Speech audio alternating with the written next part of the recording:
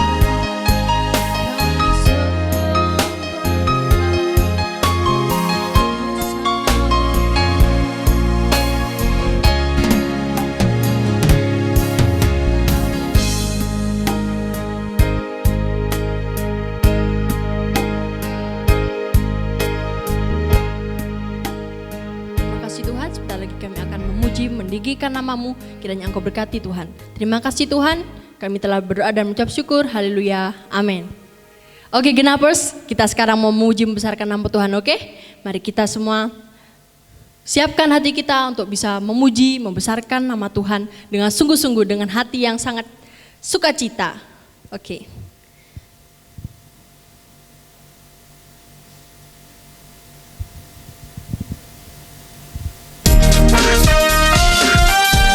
Semuanya boleh tepuk tangan ya.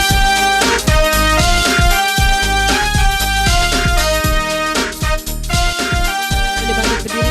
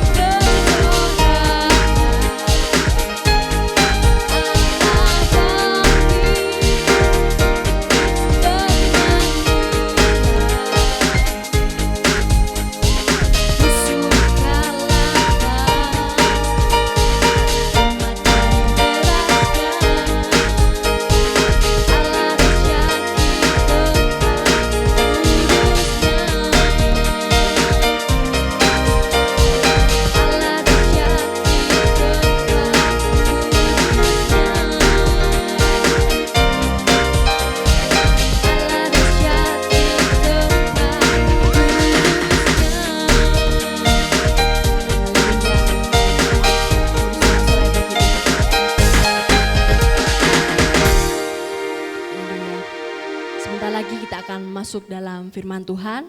Sebelum itu kita siapkan hati kita dengan sungguh-sungguh kita mau dengarkan firman Tuhan. Sebelum kita dengarkan firman Tuhan, mari kita angkat satu pujian. Bukan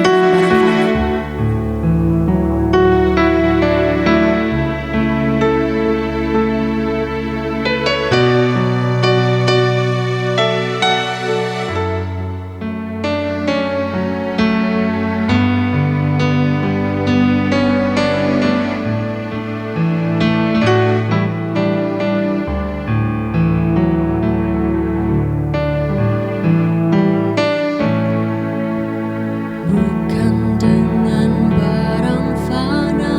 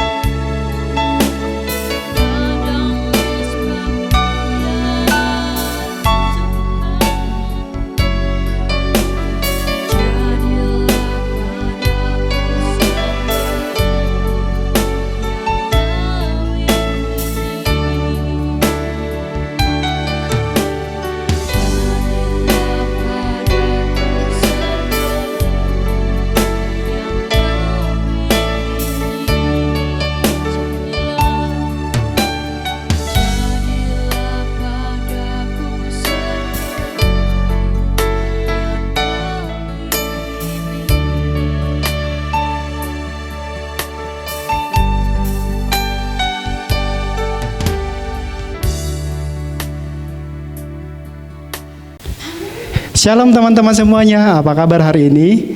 Hari ini kita mau sama-sama mendengarkan firman Tuhan, di mana kita ada di situ juga Tuhan ada. Tuhan siap melawat kita, menyertai kita, dan membangun hidup kita lewat pimpinan firman Tuhan hari ini. Hari ini kakak akan menyampaikan firman Tuhan tentang berperan dalam kebenaran. Berperan artinya kita ikut terlibat di dalam kebenaran dan tidak tinggal diam saja, tapi kita berusaha untuk melakukan kebenaran itu. Mari kita membuka kebenaran firman Tuhan kita yang terdapat di dalam 1 Timotius 4 ayat yang ke-12. Jangan seorang pun menganggap engkau rendah karena engkau muda. Jadilah teladan bagi orang-orang percaya dalam perkataanmu, dalam tingkah lakumu, dalam kasihmu, dalam kesetiaanmu, dan dalam kesucianmu. Pertandingan sepak bola di Brazil membuat antusias para penggemarnya untuk ikut menyaksikan acara pertandingan sepak bola tersebut. Bahkan tidak sedikit mereka yang berada di luar kota, ada juga sampai di luar negeri, bela-belain datang untuk menyaksikan perlombaan pertandingan bola tersebut. Penjualan tiket di mana-mana habis. Bahkan gedung stadion yang besar dipenuhi penonton yang sangat ramai.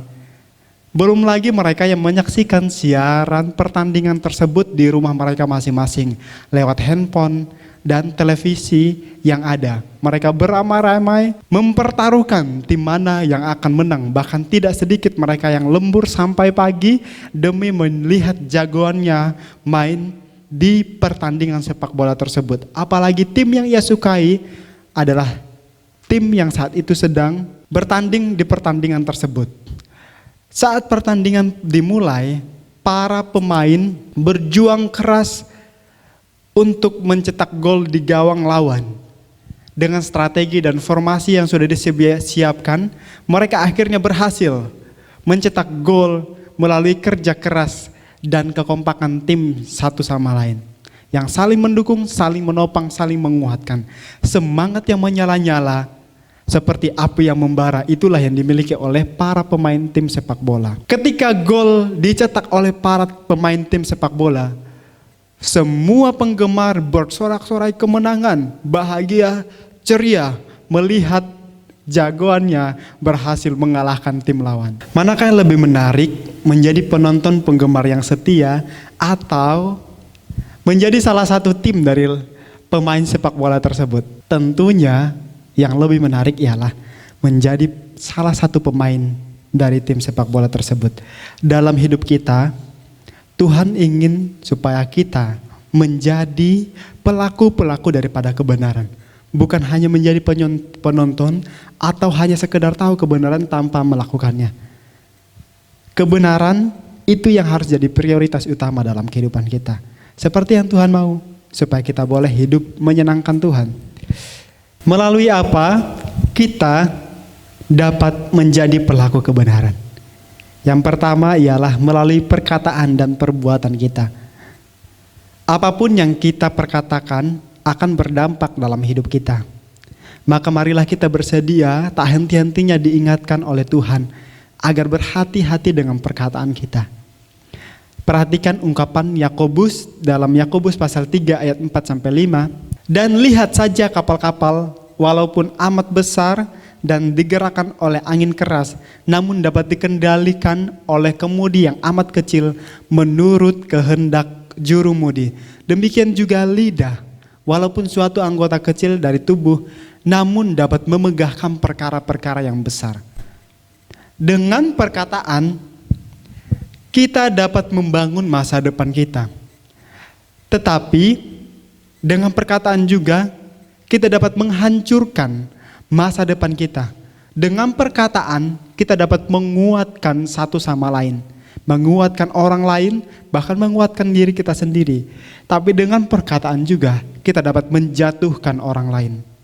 Tetapi dengan perkataan kita dapat menguatkan dan membuat orang lain suka terhadap apa yang kita katakan. Maka daripada itu, hati-hatilah dengan perkataan kita. Ucapkan hal-hal yang positif dalam diri kita lewat perkataan kita. Bagaimana hidup kita bisa mengatakan hal yang positif? Satu caranya yaitu lewat firman Tuhan. Tuntunan firman Tuhan, tuntunan daripada Roh Kudus akan membantu kita memperkatakan hal yang positif dalam diri kita. Salomo, penulis kitab Amsal, dia mengatakan bahwa hidup dan mati dikuasai oleh lidah. Siapa suka menggemakannya akan memakan buahnya. Dalam Amsal pasal yang ke-18 ayat 21. Perkataan itu berpotensi untuk menghasilkan konsekuensi yang positif dan juga negatif. Perkataan memberikan hidup dan membangkitkan semangat. Tapi perkataan juga dapat merusak dan membunuh mental seseorang. Maka hati-hatilah dengan apa yang kita ucapkan. Satu-satunya cara supaya kita boleh hati-hati dengan apa yang kita ucapkan ialah menjaga hati kita. Amsal 4 ayat 23 mengatakan, jagalah hatimu dengan segala kewaspadaan, karena dari situlah terpancar kehidupan. Tetapi tidak berhenti hanya pada perkataan. Perbuatan kita juga harus selaras dengan apa yang kita katakan. Brian ketika berjalan di sebuah hutan, dia melihat ada satu pohon yang menghasilkan bunga dan tunas yang sangat banyak. Bahkan memberikan keindahan tersendiri ketika dia lewat di hutan pada waktu itu. Selama 1 bulan, Brian datang ke tempat yang dia pernah lalui sebelumnya. Dia melihat pohon yang sebelumnya bertunas dan berbunga banyak. Dia melihat menghasilkan buah, tetapi ada yang janggal. Bunganya banyak, buah yang dihasilkan sangat sedikit. Ini adalah sama halnya dengan kehidupan kita. Perkataan kita harus sesuai dengan perbuatan kita. Perbuatan kita yang tentunya mentaati apa yang Tuhan mau dalam diri kita. Filipi pasal 4 ayat yang ke-8.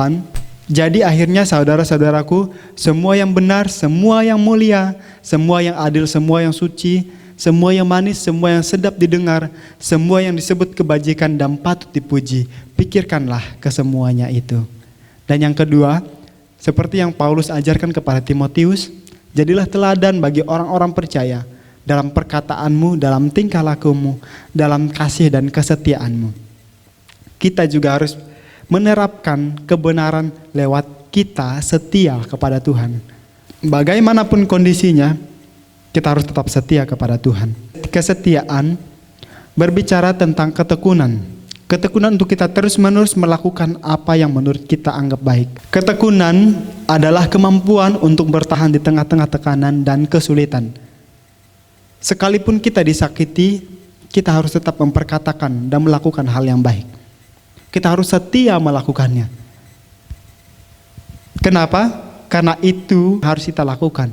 Jangan hanya berhenti pada apa yang kita pikirkan, tapi lakukanlah itu.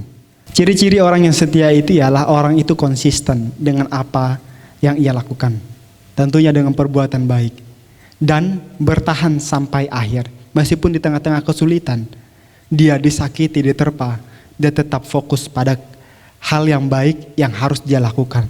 Karena itulah yang harus kita lakukan, berperan dalam kebenaran. Bagaimana supaya kita tetap setia memperkatakan hal yang baik, melakukan hal yang baik? Ya, satu caranya ialah kita melekat pada Tuhan. Karena kalau di luar Tuhan, kita tidak dapat melakukan apa-apa dan kita bergantung kepadanya. Yang terakhir ialah hiduplah dalam kesucian. 1 Petrus 1 ayat 14 sampai yang ke-16 mengatakan, hiduplah sebagai anak-anak yang taat dan jangan turuti hawa nafsu yang menguasai kamu pada waktu kebodohanmu. Tetapi hendaklah kamu menjadi kudus di dalam seluruh hidupmu sama seperti Dia yang kudus yang telah memanggil kamu. Sebab ada tertulis, kuduslah kamu sebab aku kudus. Sebagai remaja Kristen, Tuhan menuntut kesucian dalam diri kita. Seperti yang sudah disampaikan oleh 1 Petrus tadi, itu mengajarkan kita. Memang semua orang di dunia ini adalah orang berdosa. Orang Kristen pun berdosa, tetapi karena penebusan Kristus, dosanya sudah diampuni. Orang yang demikian adalah orang-orang yang beruntung, karena hidupnya dimenangkan oleh Tuhan. Dengan demikian, orang yang menerima kasih karunia daripada Tuhan diselamatkan. Ia ingin senantiasa hidupnya memuliakan Tuhan. Bukan berarti bahwa ia tidak dapat berbuat dosa lagi, tetapi ia sadar bahwa dosa adalah hal yang tidak disukai oleh Tuhan. Orang yang kurang mengerti hidup suci atau hidup kudus adalah keadaan yang sempurna yang seharusnya hanya dilakukan oleh pengikut Kristus atau hamba-hamba Tuhan, bukan mereka saja. Tetapi ketika orang-orang benar sudah diampuni, menerima Tuhan sebagai Tuhan dalam kehidupannya, disitulah, sejak saat itulah kita harus hidup kudus dalam diri kita. Kesempurnaan dalam hidup di dunia ini tidak terjadi secara tiba-tiba seperti keajaiban. Hari demi hari, waktu demi waktu itu harus diperjuangkan untuk berhasil melewati tantangan dan godaan. Dengan usaha dan pertolongan daripada Roh Kudus, kita pasti bisa melewatinya. Saudara-saudara yang terkasih, sekarang kita adalah anak-anak Allah. Tetapi belum nyata keadaan ini kalau kita belum melakukan apa yang Tuhan lakukan dalam diri kita. Demikian firman yang dapat kakak sampaikan hari ini. Hendaklah kita remaja-remaja Kristen hidup senantiasa memuliakan Tuhan. 2 Korintus 5 ayat 17 mengatakan, jadi siapa yang ada di dalam Kristus, ia adalah ciptaan baru. Yang lama sudah berlalu, sesungguhnya yang baru telah datang. Amin. Untuk kebenaran firman Tuhan, mari kita berdoa. Ajar kami Tuhan, pemuda-pemudi remaja Situbondo, untuk senantiasa melakukan apa yang Tuhan kehendaki dalam kehidupan kami. Kami mau ikut terlibat dalam kebenaran Bapa, melalui perkataan perbuatan kami, kesetiaan kami, dan kesucian kami dalam selama kami hidup. Kami percaya Tuhan ada dalam hidup kami, dan pasti senantiasa menyertai kami. Kami tidak dapat berbuat apa-apa Tuhan, selain berserah kepada Engkau. Tuntun perjalanan hidup kami, masa muda kami ada dalam pimpinan Tuhan. Terima kasih Bapa, terima kasih Tuhan. Inilah hidup kami serahkan ke dalam tangan-Mu. Ambil alih ya Bapa. Kami akhiri persekutuan kami hari ini. Kami akhiri semuanya dalam nama Tuhan Yesus. Haleluya. Amin.